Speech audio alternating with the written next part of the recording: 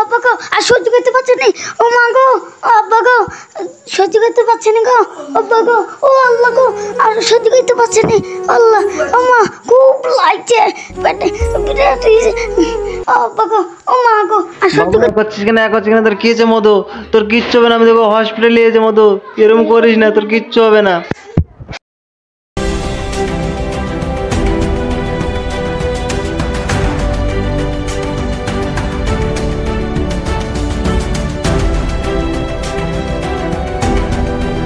ডাক্তারবাবু দেখুন আমার ছেলের কি হয়েছে, হঠাৎ করে পেটে যন্ত্রণা হয়েছে। ডাক্তারবাবু দেখুন। ঠিক আছে আমি দেখছি, দাঁড়ান।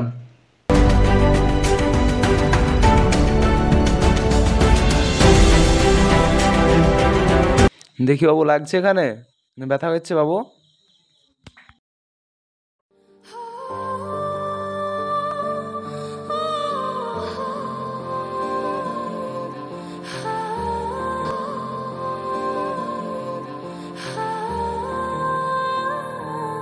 ঠিক আছে, আমি দেখলাম আপনার ছেলের অবস্থা। আপনি একটা ছবি করে আসুন, আমি দেখছি।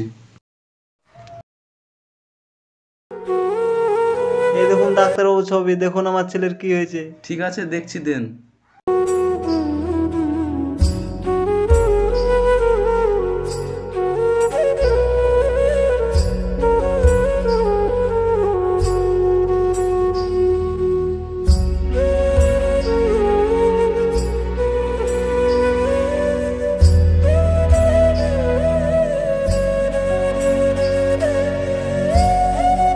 আপনার ছেলে তো ভীষণ কঠিন।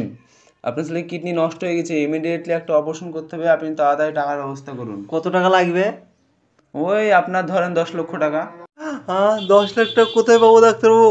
আমরা গরিব মানুষ, সামনে একটু দেখুন। দেখেন, আমি যদি দেখি আপনার ছেলে তো বেঁচে উঠবে না। যত তাড়াতাড়ি পাবেন টাকার ব্যবস্থা করুন। ঠিক আছে, আপনি অপারেশন করুন, আমি টাকার ব্যবস্থা করছি।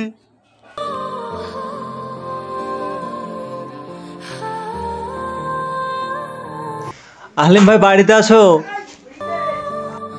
কে, শাহজাদ ভাই নাকি? আসো আসো, বাড়িতে আছি। তো ভাই আমার বাড়িতে কি মনে করে?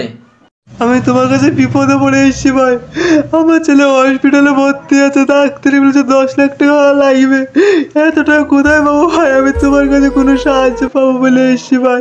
তুমি একটু ম্যানেজ করো ভাই, 10 লাখ টাকা ভাই।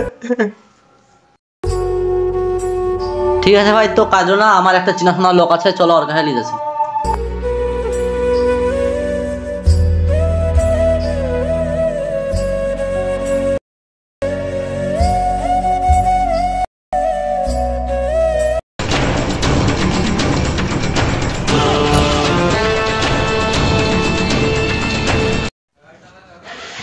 নিশা ভাই, বলছি যে এই বন্ধুটা আমার খুব বিপদে পড়েছে, আর ছেলে নার্সিংহোমে ভর্তি আছে। তুমি যদি 10 লাখ টাকা দিয়ে সাহায্য করো খুব ভালো হয়। বলিস কি রে?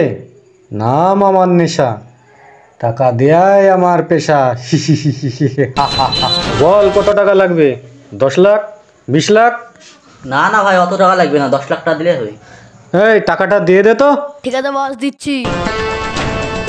এই নে ধর, টাকাটা গুনে নে। না না ভাই, টাকা গুনতে হবে না, তোমার উপরে আমাদের বিশ্বাস আছে। আমার টাকা দেওয়ার নিয়ম জানিস তো? হ্যাঁ হ্যাঁ ভাই জানি। যদি না দিস টাকা পড়বে গলা কাটা। ঠিক আছে দাদা, আপনার টাকা 6 মাস পরে ফেরত দিয়ে দেবো।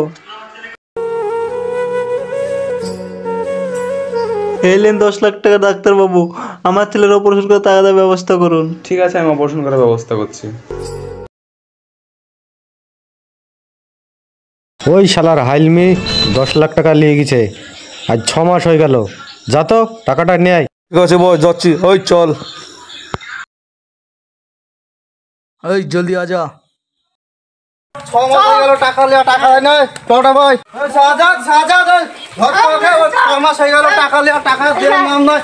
শাহজাদ, শাহজাদ বেরিয়ে আয়, তুই তোর খবর আছে আজ। বসের হুকুম তোকে মেরে ফেলবো, জলদি আজা। ও ভাই তোমরা, আমি তো টাকা ম্যানেজ করতে পারি না, কিছুদিন পর লিও টাকাটা। টাকা কিছুদিন পর টর হবে না, বসের হুকুম। টাকা আজই দিতে হবে। 6 মাস আগে 10 লাখ লিয়েছ, আজও দিতে পারো নি।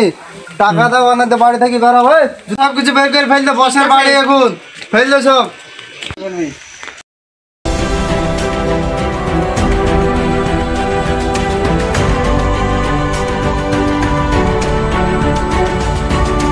তুই এরকম বাড়ি খালি করে বেরিয়ে যাও বাড়ি থেকে। এরকম করো না ভাই, আমার এটাই সম্বল ভাই, আমার এটাই সম্বল, তুমি এরকম করো না ভাই। আমি তোমার কিছুদিন সুযোগ দাও ভাই। চল হট। উঠো উঠো, ওসব হবে না, বসে এরকম বেরিয়ে যাও। চল হট। আমাদের হালিম ভাই বাড়িতে সব করে বাড়িতে বার করে দিতে আমাকে যাই কি হলো ভাই, কি হলো? কথা শুনছে না। এবার ঠিক আছে।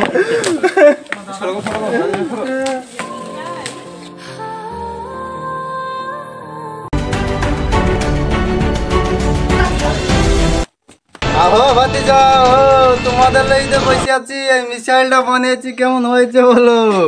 হ্যাঁ, এই গরিব মানুষটা তোমার কাছে 10 লাখ টাকা লিখে তুমি এরকম করছো? আর 10টা দিন তো সময় দিতে হবে আমাকে। তুমি তো জানো বসের হুকুম অমান্য করলে কি হয়। 6 মাস পর টাকা না দিতে পারলে বাড়ি খালি করতে হয়। বাড়ি খালি না হলে তার গলা গাছাগাছি হয়। দেখো ভাই, তুমি আজ সুদের উপর টাকা লিখছিলে বলে তোমার আজ বাড়িটা ছাড়তে হলো। তুমি যদি আজ নিজের পরিশ্রমের টাকাটা দিতে তাহলে আজ তোমার এই অবস্থা হতো। তাই আপনাদের উদ্দেশ্যে বলছি, আপনারা কেউ সুদের উপর টাকা নিয়ে কোনো কাজ করবেন না। নিজের মেহনতে টাকা দিয়ে কাজ করবেন, তাহলে আপনাদেরকে বাড়ি ছাড়া হতে হবে না। তুমি ঠিকই বলেছো ভাই, সুদের উপর টাকা নিয়েছিল তো বাইরে ছাড়তে এলো, সুদের উপর টাকা না নিলে তোর বাইরে ছাড়তে হতো না। তাই আপনাদের উদ্দেশ্যে বলছি, ভিডিওটা যদি ভালো লাগে লাইক কমেন্ট শেয়ার করে দিবেন।